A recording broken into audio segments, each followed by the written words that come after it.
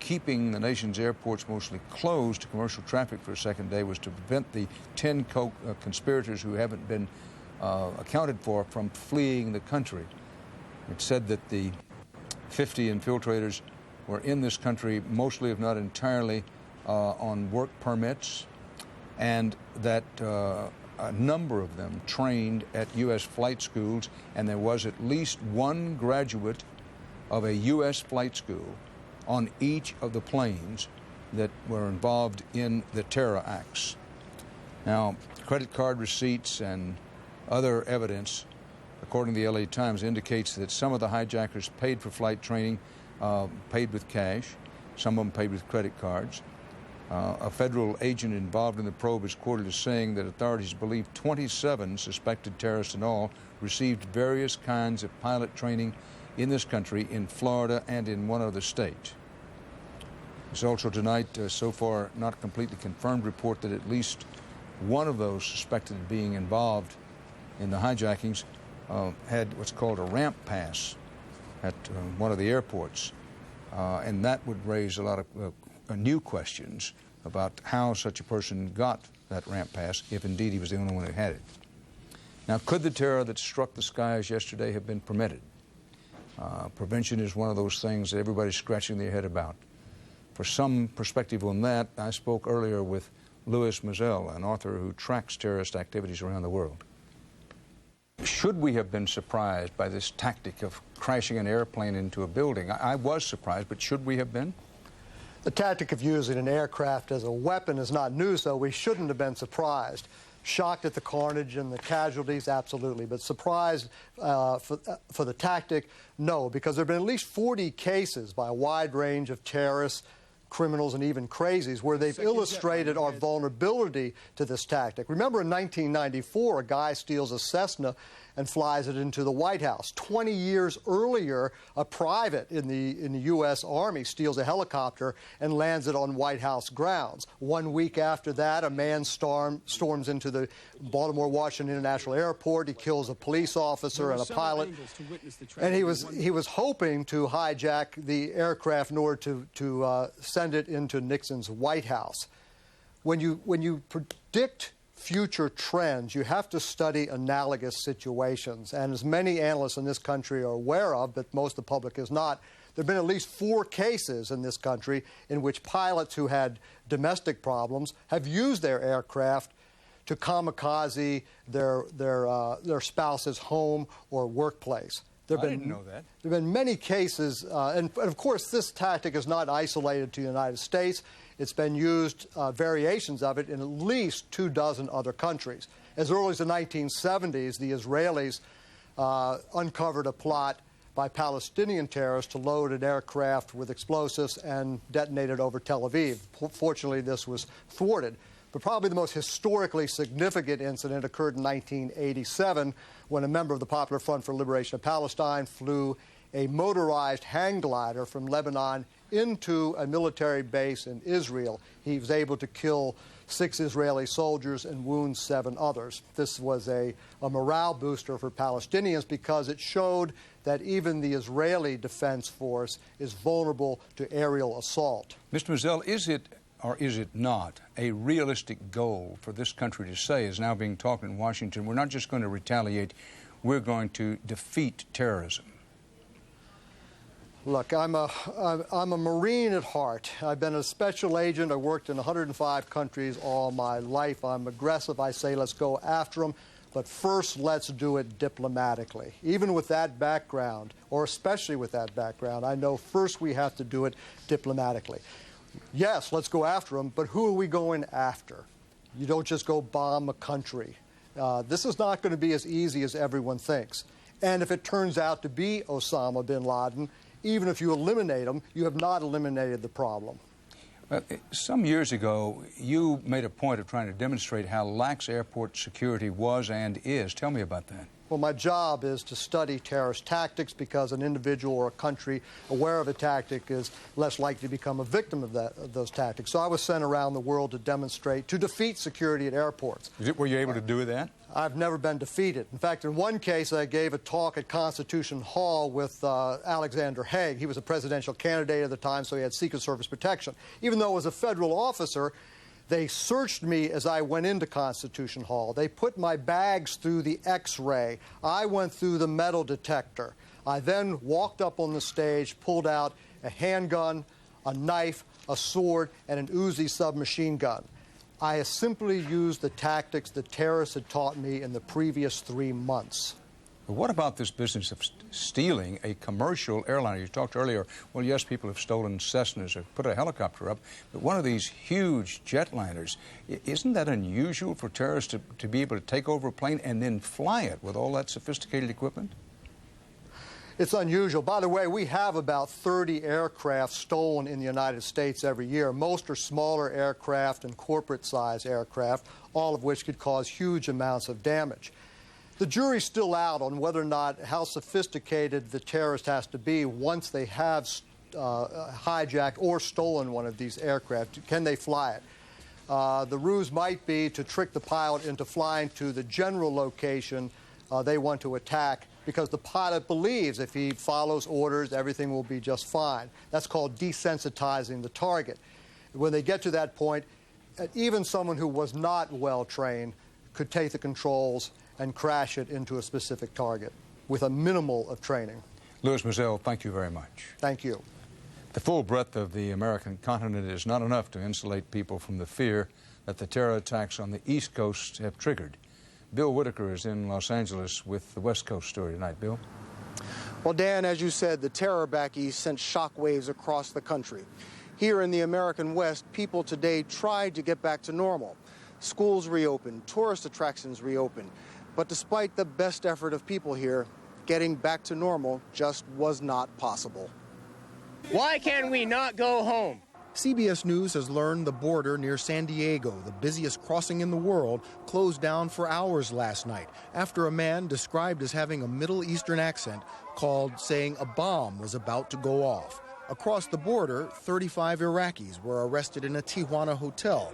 Not terrorists as first reported in Mexico, just immigrants hoping to enter the U.S. illegally.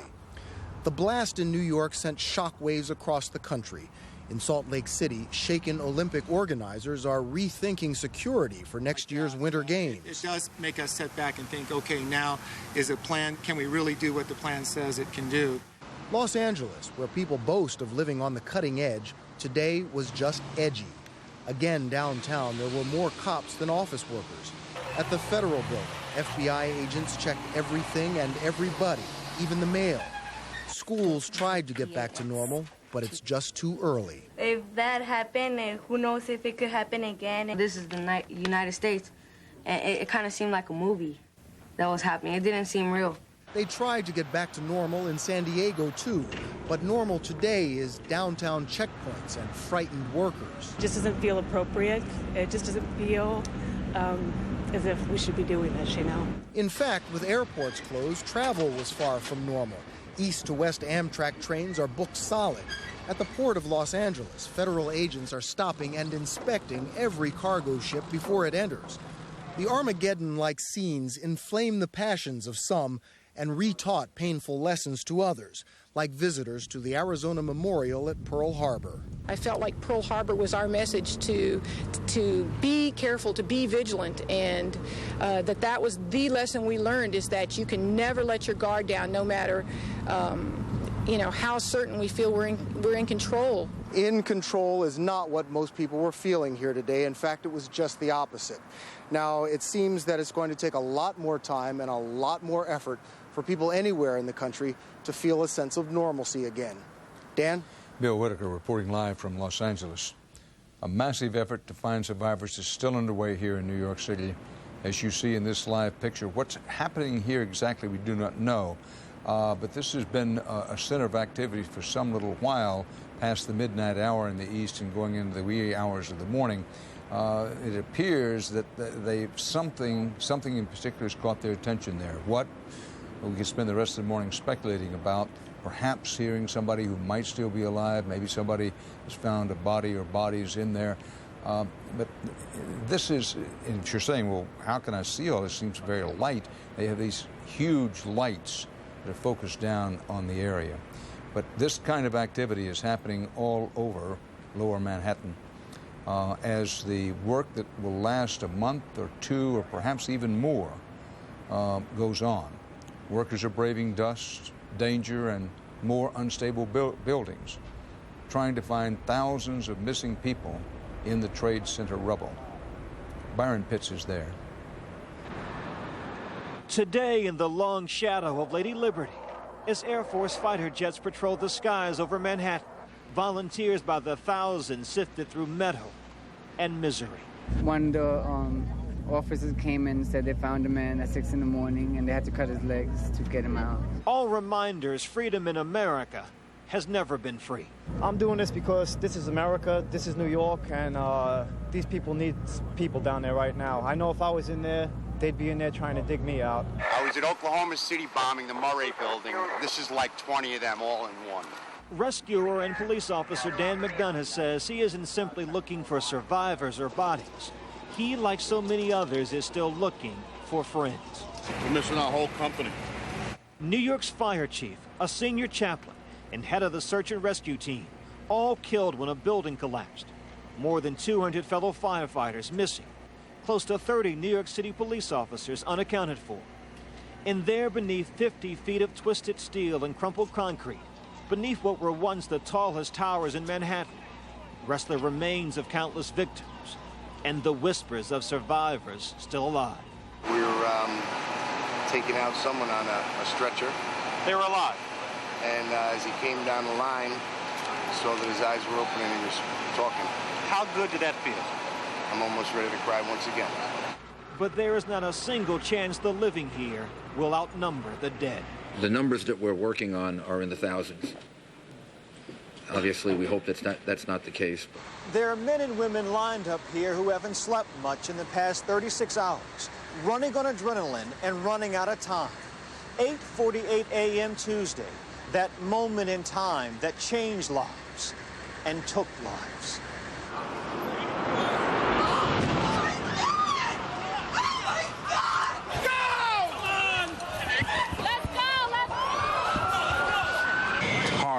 Horrible. The whole building just collapsed on us. When we get you into Stuyvesant High School. Nightmares. Armageddon right here. I'm okay. I'm okay. It collapsed. The top floors collapsed down. There was like a sonic boom and a firestorm above my head. Kathy Capsuto ran from the World Trade Center with her daughters in her arms. What do you tell your children after living through something like that?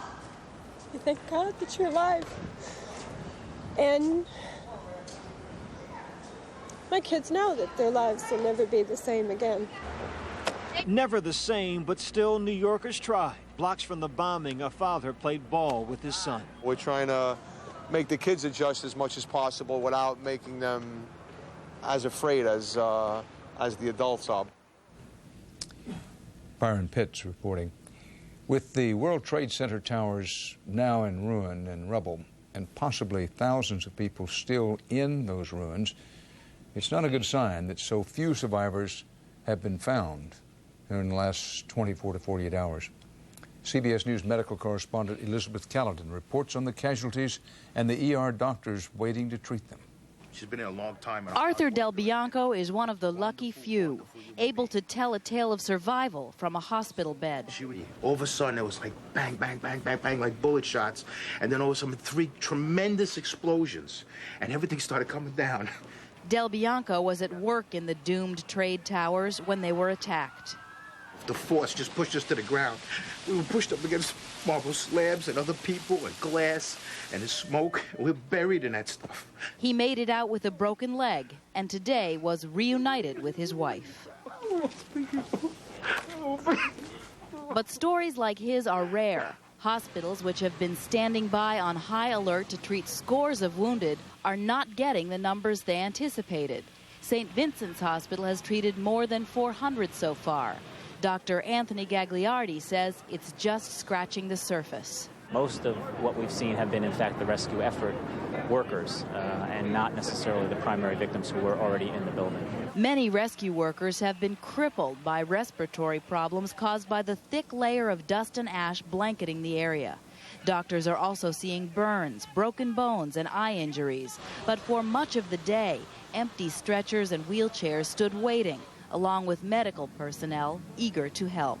It's actually been frustrating from the standpoint of the staff in that everyone has been assembled, a tremendous amount of specialties, really in an effort to try to help the victims, and we just haven't been getting as many victims as we want. It's frustrating for survivors, too. Fire Lieutenant Robert Pesci was hit by falling debris and now has broken ribs.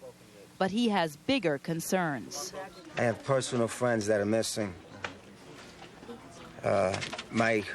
My old company, my old company where I used to work, the whole company's missing.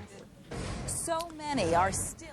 Elizabeth Caledon's report from the hospitals, giving you a flavor of what the situation is in and around New York City's many hospitals, with St. Vincent's Hospital right on the edge of the worst hit area, bearing the brunt, but many, many other hospitals ready and willing to help, but still waiting for what they still expect to be a flood of bodies coming through. There's no other way to put it when the mayor says the city needs 6,000 body bags just to be on the safe side. And the mayor keeps emphasizing that when the final death toll is in, it is expected to be very, very high. While the search for survivors continues, so does the painstaking work of New York City firefighters. There's been nothing but praise for their courage and dedication. Jim Axelrod has the view from the firefighters' front lines. They are, in a word, speechless. Excuse me, sir. What's it like in there? Weary and weak, they emerge. There's no training like a day like this. Never. Regular fires and everything you train, but nothing like this. Knowing hundreds of their fellow rescue workers are missing. The thing is that we don't even know how many are in there right now. And probably dead. I have 13 of my brothers unaccounted for from my particular firehouse alone. These are the people who always run toward what others flee, and yesterday was no different. But today is, because so many of the unaccounted for are the officers who'd normally be calling the shots. Among them, the city's chief of special operations, a deputy commissioner, and a department chaplain. I don't know what to say. We lost people that have given over 40 years. So for now, the rescue workers in this city have to improvise the impossible. Piece by piece. We get whatever command structure we have left, we put them together, and then they start a strategy. Look behind me. Where do you begin? And how much more difficult when so many of the people who would normally answer that question are buried in that? Where do you begin? With rule number 1 of the rescue business. For every fallen hero, send 10 in his place. Where is Newport? Newport, Rhode Island. The help is coming from everywhere. No, we didn't get the official phone call, but we just had to come. Tell me real quick where you're from. City of Passaic. Right in the city of Passaic, New Jersey. From Passaic in North Brunswick, New Jersey, Utica, New York, East Stroudsburg, Pennsylvania, Dexter, Michigan. Drive down? We just drove last night. We just have to go in. We have to go in and get our brothers out. Tonight, New York's fire department is disoriented and devastated, but not defeated. We had people here last night, and we're here again today, and we'll be here tomorrow. It's what always happens in catastrophes, even one that's never happened before. Did you have pictures of your colleagues going through your head as you're in there? Hasn't stopped since this happened. So that's why I'm here, and that's why I'm not leaving, and I'm not going home until every one of them are back with us. Whether they're dead or alive. Yep. Tonight, there are reports of up to 7 firefighters rescued and rushed to hospitals. It's a strange feeling for those still searching. Friends are dead, commanders gone, and yet the backup keeps coming. Strangers who somehow feel like brothers. Jim Axelrod, CBS News, New York. Anthony Mason, as the early morning hours drag on, 3 rails to this story. One is the ever-continuing search through the rubble or whatever is down there.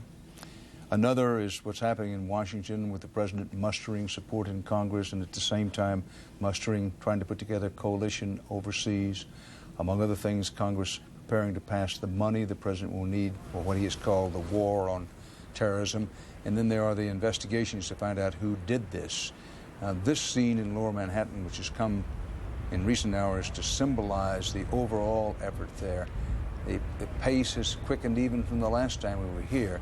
Obviously, there's something down there. They see with buckets, they're digging out something from below, and under the bright lights brought in for this work, whatever it is they're looking for, it's taking them hours to get to it down there.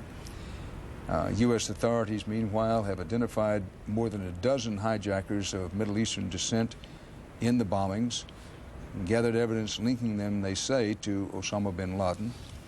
In all, some 50 people, many of them, if not all of them, in the country on work visas, may have been involved in the plot, according to government officials quoted by both the Associated Press and the Los Angeles Times. And then, Anthony, the most important storylines of the morning concerning the markets. Closed again on Thursday, may not open even on Friday. May not be open Friday. They're promising on Monday. The overseas markets are still going. Tokyo, which had a very bad day on Wednesday, opened more quietly today. So it looks like, at least globally, the shock has eased somewhat. I can't help, I'm riveted to this scene, Dan, and the people there, and you just, I'm struck by the fact that it's the middle of the night, and it's bright light and clear, and whereas 2 days ago it was a beautiful day, and all of a sudden we were covered in soot and darkness, and the contrast is just so striking to me. And as I look at these pictures, I think it's not going to be weeks or months, it's going to be longer. I mean, how much? It's going to be a long, long time. Well, the Federal Emergency Management Agency said it would be 30 to 60 days before New York could expect to have this cleaned up and all operations completed. But we've said repeatedly, and I feel stronger about it now, that may be a very conservative estimate. And they said, I think a minimum of 15 days at the Pentagon. That also seems a very conservative estimate when you look at the pictures of the wreckage at the Pentagon, where no more survivors are expected to be found. Well, tonight, we New Yorkers are strangers in our own place. The world has changed for all Americans, but here in New York, so has our very landscape. This is a New York never seen, never imagined. Wall Street, a deserted, dusty ghost town. A rubble-littered dreamscape, more Armageddon than Gotham. CBS newsman Sean Efron, with a home video camera, discovered this shattered New York last night from the back seat of a police car. It is a place inhabited by firefighters, rescue workers, medics, where men in gas masks direct the only traffic there is: ambulances, fire trucks, and emergency vans. Floodlit desolation, seen through a pulverized gypsum board haze. Is there a triage unit over here? A place where medical students, nurses, and doctors pull on surgical masks and enter their hospital, the NASDAQ lobby. A temple to high-tech commerce turned makeshift emergency room. But they have precious few to treat this night, save their fellow rescuers. Part of New York has become a grim and empty place. And even as we recover and rebuild, it may remain that way for a very long time. So we come to the end of another long day in the wake of Tuesday morning's terror. Day one of this national ordeal was characterized by the real-time chaos and confusion of unfolding events, a fast-moving stream of horror and fear. Day two, today, saw the situation solidify, but only a bit. Now, for most of you on the West Coast, your local news follows next. For the rest of you, CBS News coverage will continue. Melissa McDermott will be up next to bring you the latest over the next few hours. And, of course, there'll be full coverage first thing in the morning on CBS's Early Show with Bryant Gumbel and Jane Clayson. and CBS News coverage will continue throughout the day on Thursday. We will, of course, have a full wrap-up on the CBS Evening News. I'm Dan Rather. For now, you're watching continuing CBS News coverage of the attack on America.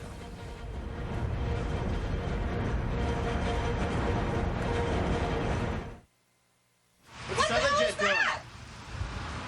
Holy. Oh my God!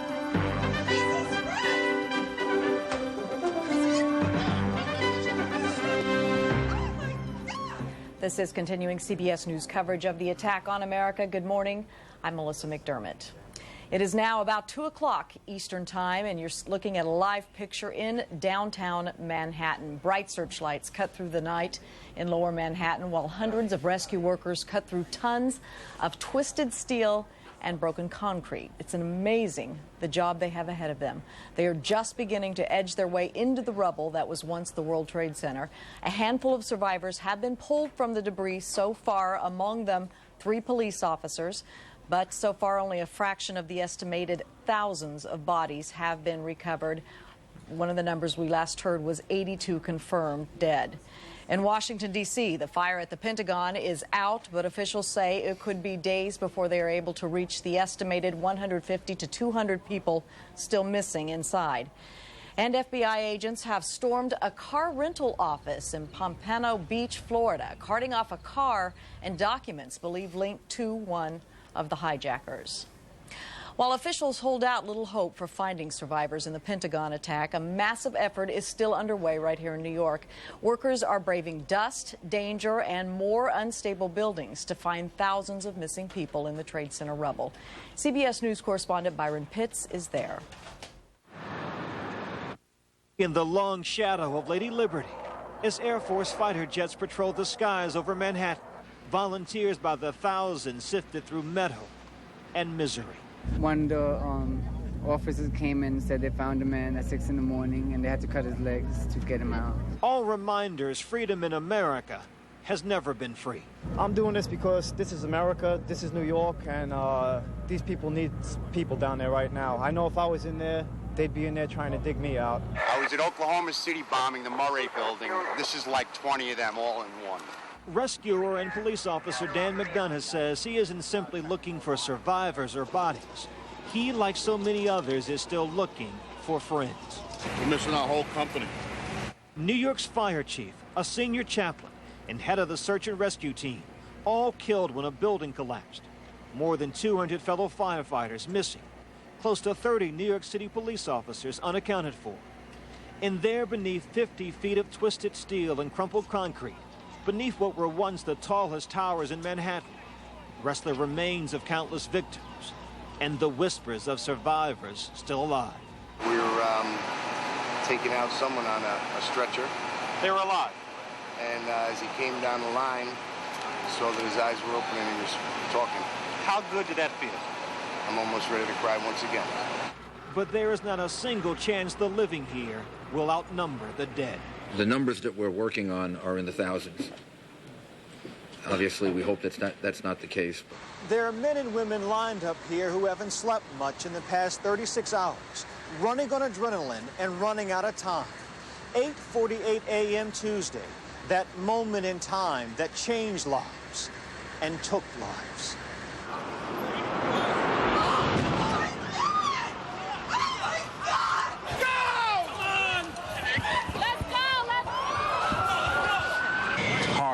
Horrible. The whole building just collapsed on us. When we get you into Stuyvesant High School. Nightmares. Armageddon right here. I'm okay. It collapsed. The top floors collapsed down. There was like a sonic boom and a firestorm above my head. Kathy Capsuto ran from the World Trade Center with her daughters in her arms. What do you tell your children after living through something like that? I thank God that you're alive. And my kids know that their lives will never be the same again. Never the same, but still New Yorkers try. Blocks from the bombing, a father played ball with his son. We're trying to make the kids adjust as much as possible without making them as afraid as the adults are. Authorities say this mission may take 2 months, but in the end, they still may not recover every person buried beneath that debris. Byron Pitts, CBS News, Manhattan. As we continue to look at those pictures today, two emotions, mourning and anger. More people are wanting to know why.